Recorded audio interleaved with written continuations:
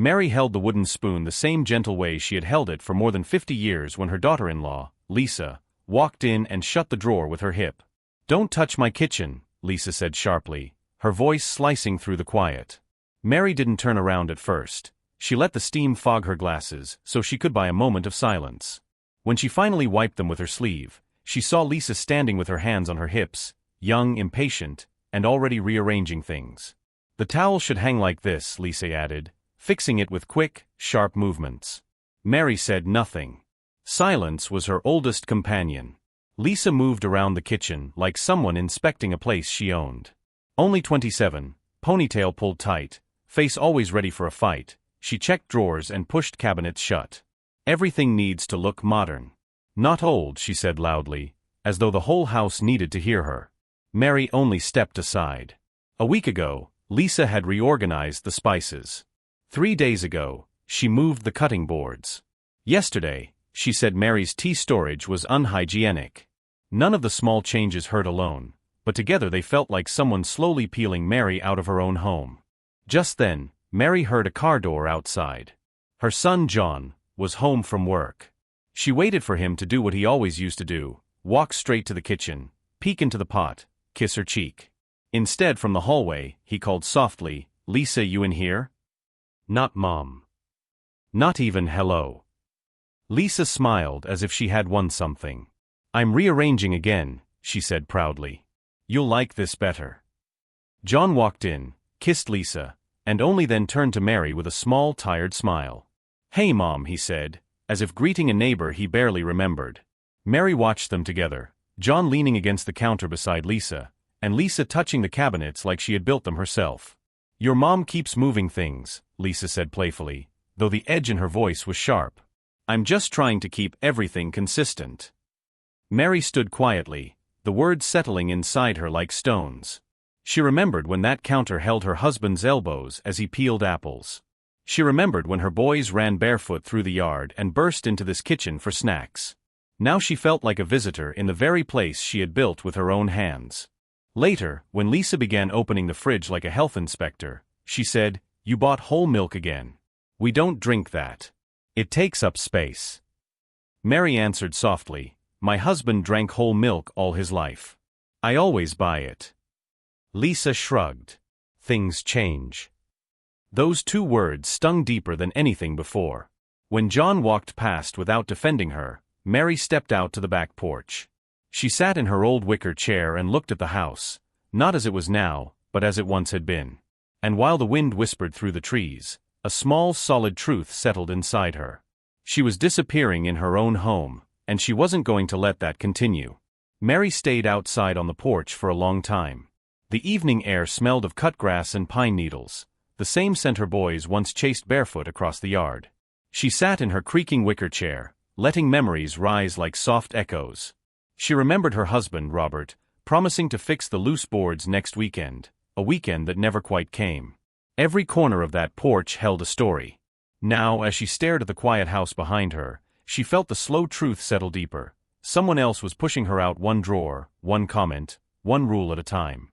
When Mary went back inside, she heard Lisa's voice drifting through the rooms. "We should move that big old table out of the dining room. It's too bulky," she said. John replied weakly, "Mom likes that table." Lisa laughed softly. "She's sentimental. We need something modern." Modern.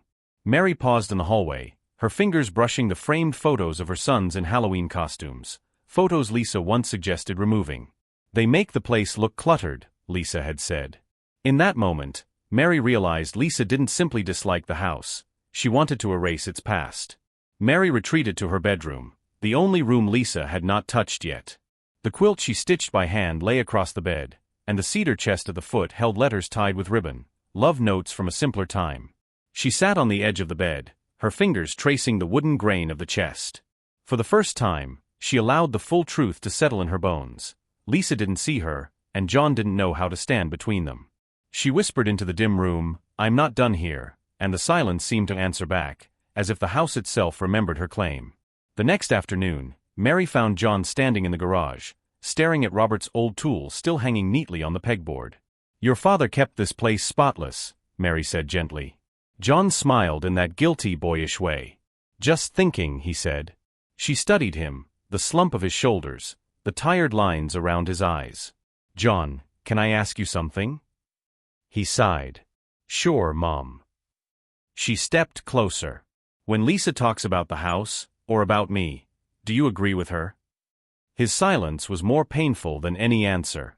John rubbed the back of his neck. Mom, Lisa doesn't mean anything by it. She's just direct. Mary's voice stayed calm. She told me to stay out of the kitchen. He winced. She said you were getting in the way of her system. Mary repeated the word slowly. Her system. In a kitchen I've cooked in longer than she's been alive. John didn't look at her. She wants everything to run smoothly. Mary shook her head. She wants control. That's different. He couldn't deny it. She touched his cheek gently. Peace isn't real if someone has to disappear for it. John had no answer, not one he was brave enough to say out loud. Mary didn't push the conversation any further. She saw the strain in John's eyes, the way he shifted his weight like a boy caught between two doors. I don't want this to be a fight, he said quietly. I just want peace. Mary nodded slowly. And who pays for that peace? His silence answered for him. She left the garage knowing something important. John wasn't going to protect her place in the house.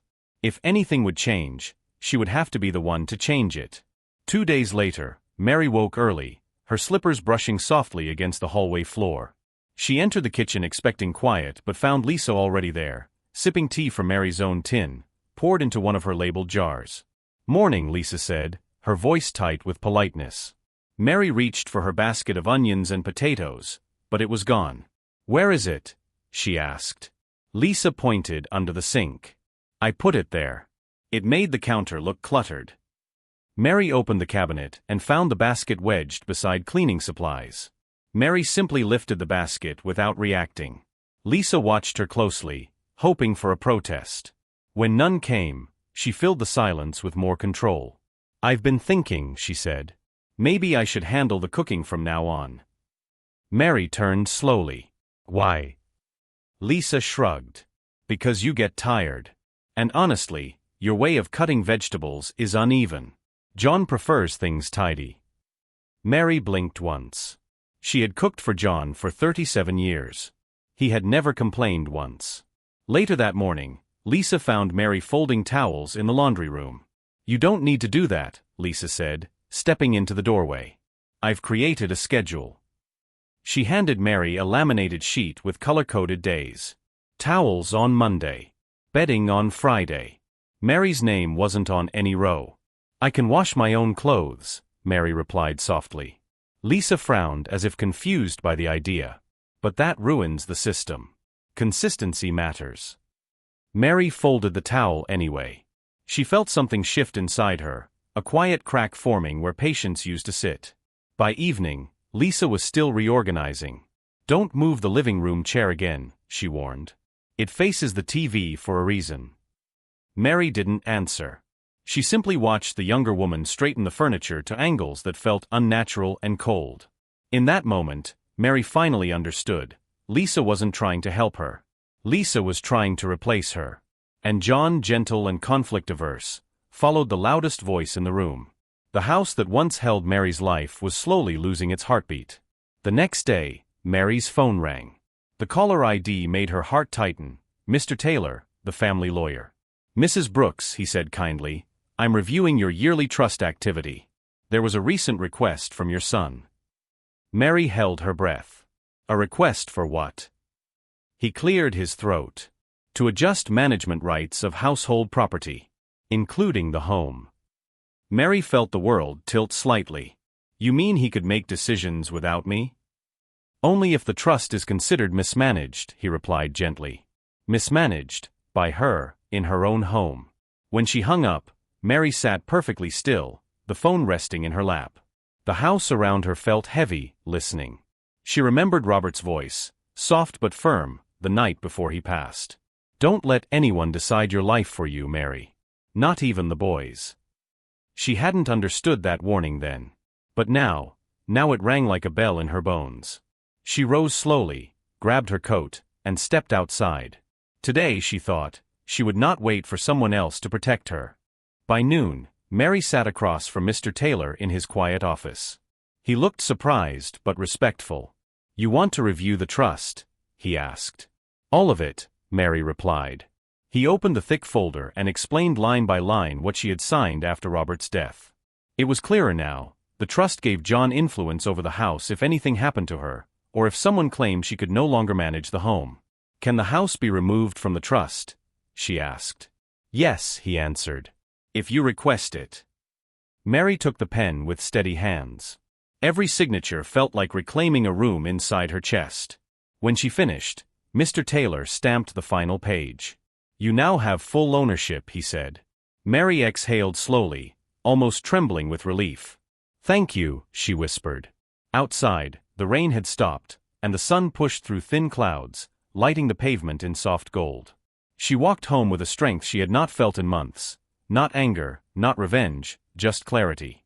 When Mary opened the door to her home, she heard Lisa's voice again, sharp and restless. "We should think about finding her a smaller place," Lisa was saying. "This house is too much for her age." John murmured something, but his voice was weak. Mary stepped inside quietly. When Lisa saw the envelope in her hand, her expression changed. Not fear, confusion. "Everything okay?" she asked. Mary nodded. "Yes," she said calmly. "And tonight, we need to talk." Lisa didn't know it yet, but the foundation beneath her feet had already shifted. That evening, Mary waited until the house settled into its usual rhythm, Lisa pacing with clipped steps, John hovering just behind her, both unaware of the quiet storm forming in Mary's chest. The moment felt right.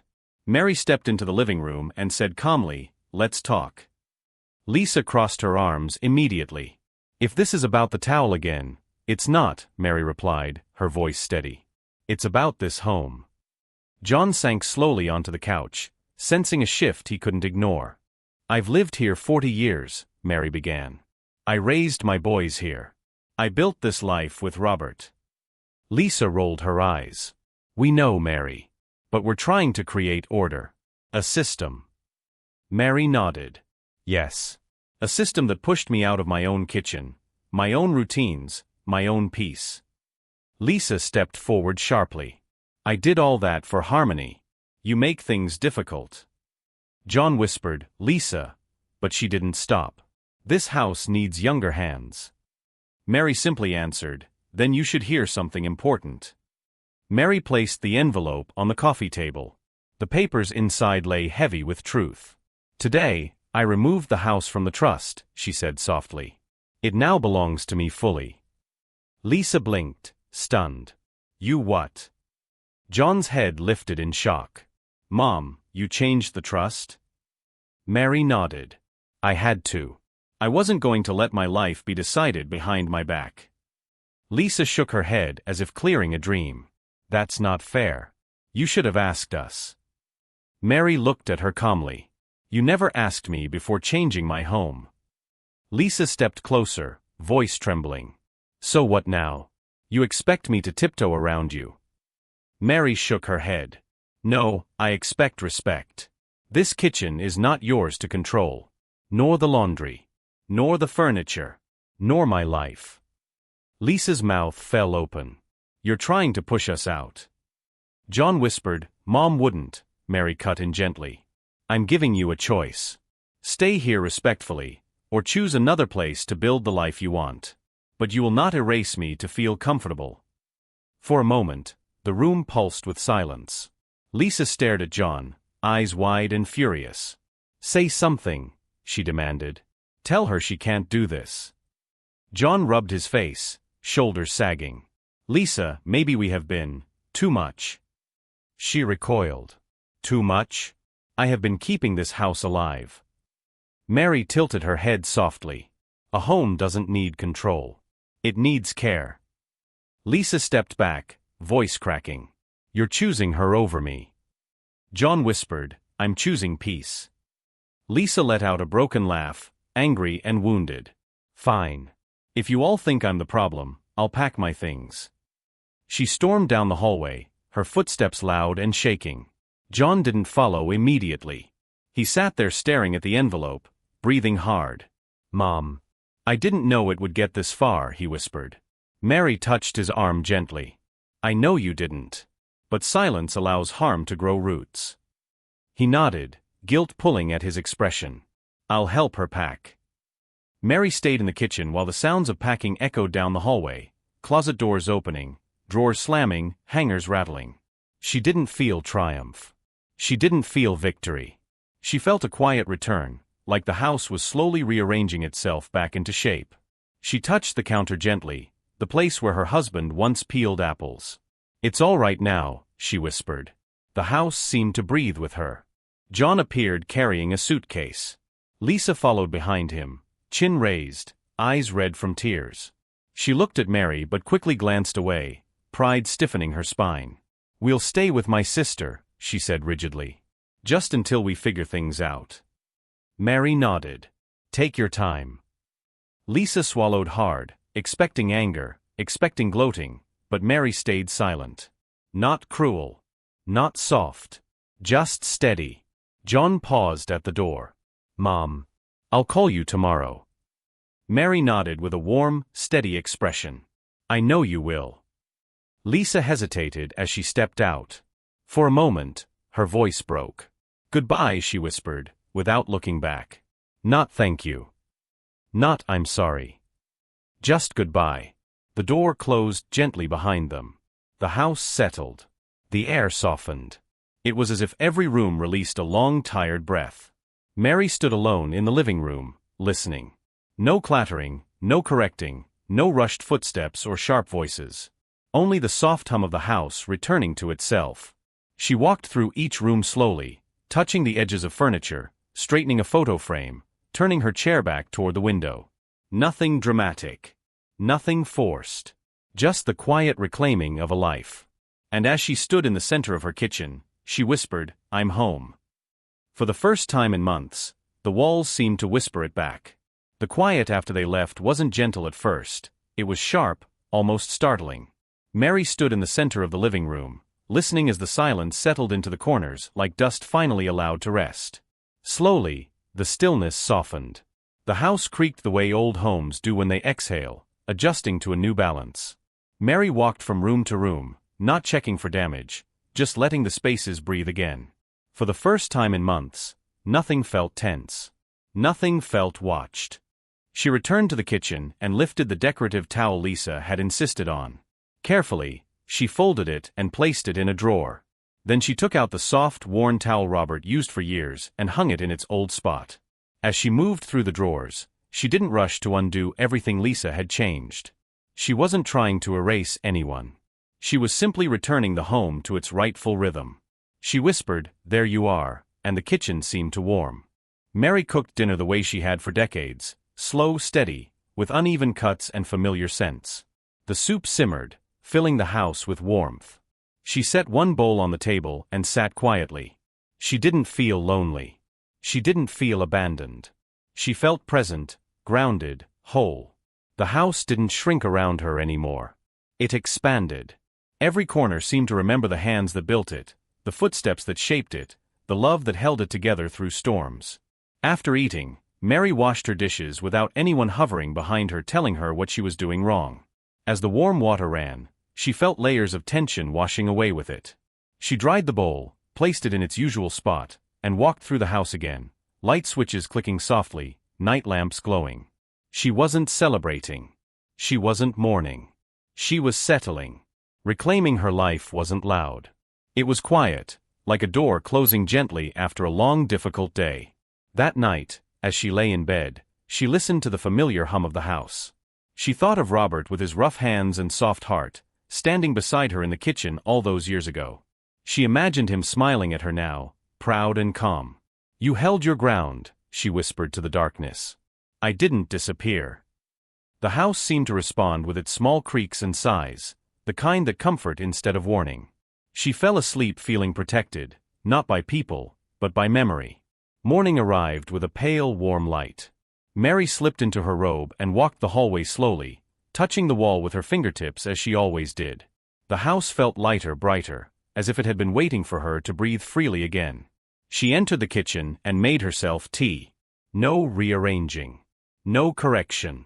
Just the kettle's soft whistle filling the room. She sat at the small table by the window, watching the sun gently stretch across the yard. After breakfast, she took down the laminated laundry chart still hanging on the fridge. She folded it once, then again, and placed it in a drawer without ceremony. Some things didn't need to be argued about. They simply didn't belong. She moved a chair back to the window where she liked it. She adjusted a photo frame so her boy's smiles faced the light once more. Everything she touched felt right again, as though the house had been waiting for her hand to guide it. Later, Mary stepped outside to sweep the porch. The boards creaked under her slippers, but not with warning, with welcome. A few neighbors passed by and waved. She waved back, steady and content. When she looked at the house from the yard, she didn't see flaws. She saw history. She saw a life she refused to surrender. And she saw a woman, herself, who hadn't shrunk, even when pushed. Still standing, she murmured, smiling at the old maple tree swaying proudly nearby. In the afternoon, John called. His voice was tired, unsure. "Mom, how are you?" Mary answered softly, "I'm all right." He hesitated. "Lisa thinks I abandoned her." Mary closed her eyes gently. "She feels hurt. But pain doesn't make her right." He sighed. "I don't know what happens next." Mary smiled. "That's life, sweetheart. Things need space to settle. Let them settle." For the first time, John didn't sound like a man caught between two storms. He sounded like someone finding his own calm. That evening, Mary sat on the porch as the sun dipped low, warming the sky with soft colors. She wrapped her hands around a cup of tea and breathed deeply. This house had been her world. Its walls carried her laughter, her grief, her love. And now, after months of being pushed aside, she sat at its heart again, unshaken. She hadn't won a battle. She had reclaimed her belonging. With the quiet strength of someone who had lived enough life to know her worth, Mary whispered to the wind, "I'm home." And the house, steady and loyal, whispered back,